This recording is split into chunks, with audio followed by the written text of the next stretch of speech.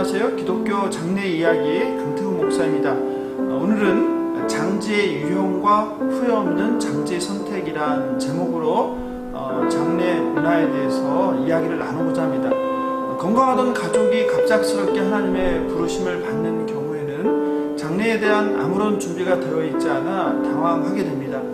이런 경우 유족들은 황망함 속에서 경험 없는 장례를 준비한다는 것은 여간 힘든 일이 아닙니다. 그나마 다른 부분은 장례식장이나 상조회사에게 맡겨서 문제가 없지만 장지는 고인이 연세가 많거나 오랜 투병 생활을 한 경우가 아니면 준비하지 못해서 당황하게 됩니다. 장지는 사전적 의미로 장사하여 시체를 묻는 땅을 의미합니다. 유족이 슬픔과 황망함 속에 짧은 시간에 어느 곳에 고인을 모실지를 결정하는 일은 참 고민되는 일입니다. 그러다 보니 급하게 장지를 결정을 하고 나서 두고 후회하는 일이 적지 않습니다. 적어도 수십 년을 고인을 모실 장지를 급하게 하루 이틀 만에 결정하다 보니 잘못된 선택을 하는 경우도 많습니다. 그러므로 오늘은 후회 없는 장지를 선택하는 방법에 대해서 여러분과 함께 나누고자 합니다. 첫째, 장지 유형을 먼저 결정해야 합니다. 고인을 모시는 다양한 장사 방법이 있습니다. 장사하는 방법에는 전통적으로 관을 매장하는 방식과 최근 화장 문화가 자리 잡아가면서 화장하여 분고를 장사하는 방법이 있습니다. 분고하는 경우에는 화면에서 여러분이 보는 것처럼 납골당이라고 불리는 봉안당, 또 봉안담이라는 게 있습니다. 봉안담, 그리고 수목장, 그리고 잔디장, 그리고 바다에 가서 분고를 하는 바다장, 그리고 산과 같은 곳에서 뿌리는 산골 등으로 굉장히 다양합니다.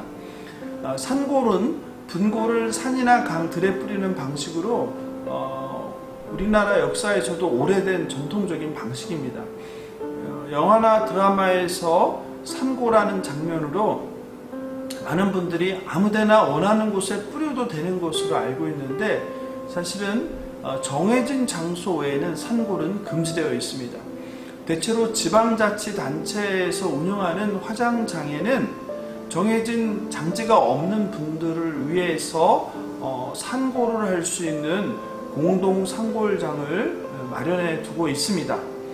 서울 추모공원, 또 벽제 승하원, 성남 화장장, 또 수원 연화장에도 산고라는 장소가 준비되어 있습니다. 또 최근에는 납골당이라는 용어보다는 봉안당이라는 명칭을 선호합니다. 장지의 선택에 관해 고인께서 살아생전에 미리 유언이 있다면 그 유언을 존중해서 선택하는 것이 바람직합니다. 하지만 고인께서 특별히 장지의 형태에 대해서 유언이 없다면 유족들이 짧은 하루 이틀 사이에 의논해서 장지를 결정해야 합니다. 대부분의 공원묘지가 납골당과 봉안묘, 수목장을 모두 갖추고 있는 경우도 있지만 보통은 봉안당 한 가지로 특화되어 있는 경우가 많습니다. 그러므로 먼저 장지 선택에 있어서는 장사하는 유형에 대한 장단점을 고려해서 장지의 유형을 가장 먼저 결정해야 합니다. 둘째, 장지를 선택할 때는 유족의 형편, 접근성, 그리고 가격, 장지의 시설과 환경 등을 꼼꼼히 비교해서 결정하십시오.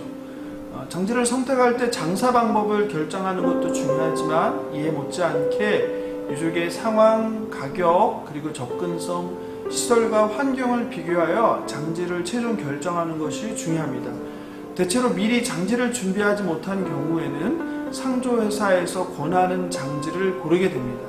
개인적으로 상조회사에서 권하는 것을 유족들이 무조건 선택하기보다는 상조에서 추천해 주신 장지와 그리고 인터넷 검색을 통해서 다양한 장지를 비교해서 결정하시기를 권합니다. 수도권에는 여러분이 생각하는 것보다 훨씬 많은 추모공원이 있습니다. 또 공원 묘지들도 서로 치열하게 경쟁하면서 홈페이지 등으로 잘 관리하고 있는 모습을 고객들에게 보여주고 있습니다. 그러므로 인터넷으로 장지의 형태, 시설 혹은 관리 상태 등을 얼마든지 확인할 수 있습니다.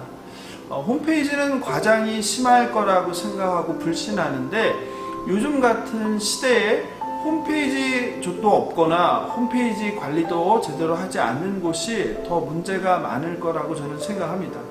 또 종교가 있는 경우에는 종교에 특화되어 있는 추모공원들이 있습니다.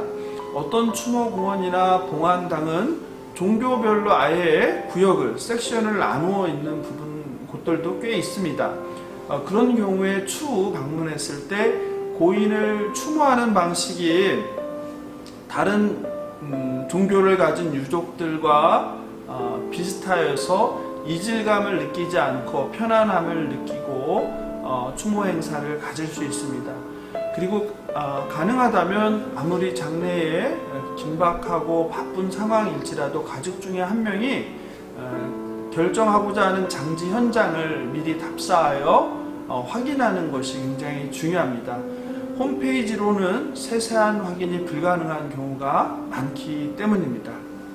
셋째, 고가의 장지는 피하시길 권합니다.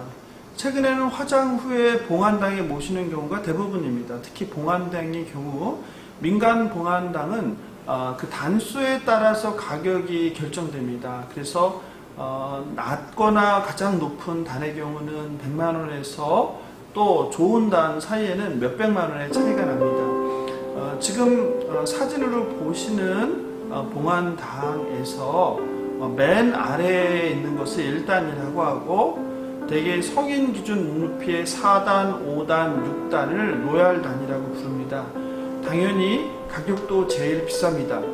눈높이에 있는 비싼 안치단을 큰 돈을 들여서 구매하지 않길 바랍니다. 서울 근교의 사설 봉안당 기준으로 유명한 곳은 눈높이의 4, 5, 6단 기준으로 개인단 기준으로 했을 때 최소 700만 원에서 1,500만 원의 고가들이 많습니다. 부부단은 그 2배라고 생각하면 됩니다. 눈높이의 5분의 1 가격인 윗단, 8단, 9단이나 아랫단 1, 2단으로 하셔도 전혀 문제가 없습니다. 저는 개인적으로 국가나 지방자치단체에서 운영하는 공원 묘지의 봉안당을 추천드립니다. 국가가 운영하는 봉안당이나 봉안담은 거주민의 경우에는 30만 원에서 50만 원의 아주 실비로 제공하고 있습니다. 최근에 리모델링을 한 수원의 연화장의 경우에도 봉안담을 새로 설치했는데 지역민에게는 25만 원이란 저렴한 가격에 제공하고 있었습니다. 일부 지역의 봉안당의 경우에는 관내에 거주하는 주민 외에도 외부에서 원하시는 분들에게 그 봉안당과 봉안담을 제공하는 경우가 있습니다. 물론 외부 주민들의 경우에는 그 실제 거주하는 지역 주민에 비해서는 더 비싼 가격을 요구합니다. 그래도 보통 제가 알기로 100만 원 내외로 봉안당이나 봉안담을 이용할 수 있습니다. 그래서 사설 추모공원에 비해서 거의 5분의 1, 10분의 1 가격으로 고인을 모실 수 있습니다. 물론 시설면에서도 전혀 부족함이 없습니다. 물론 단점이 없는 것은 아닙니다. 국가가 운영하는 봉안당은 유족이 고인을 모실, 유골함을 모실 그 단의 위치를 결정할 수 없습니다.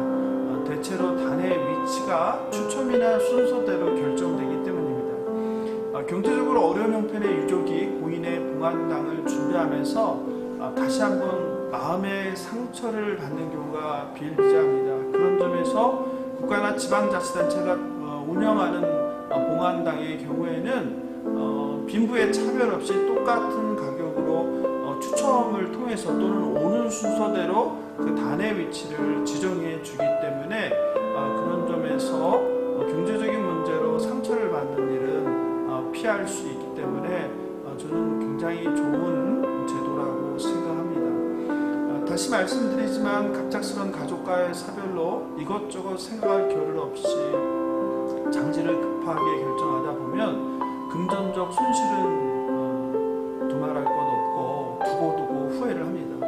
한번 또 결정된 장지는 취소나 변경도 불가능하고 어렵습니다.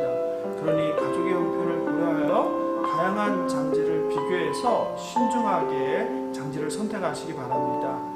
그리고 절대로 고가의 장지는 피하시길 권합니다. 믿는 우리에게 하나님 나라가 보장되어 있습니다. 너는 흑인이 흑으로 돌아갈 것이라는 하나님 말씀을 꼭 기억하시기 바랍니다. 우리 육신은 한 줌의 흑으로 돌아가는 것이 성경의 가르침입니다. 성도님들 뿐만 아니라 목사님들도 다양한 장지의 특성을 알고 계시면 갑작스러운 어려움을 당한 성도가 도움이 필요할 때 실질적인 도움을 제공할 수 있습니다. 기독교 장례 이야기 강태우 목사였습니다. 오늘은 장지의 선택에 관한 이야기를 나눠봤습니다. 감사합니다. 도움이 되셨으면 좋아요와 구독도 부탁드립니다. 안녕히 계십시오.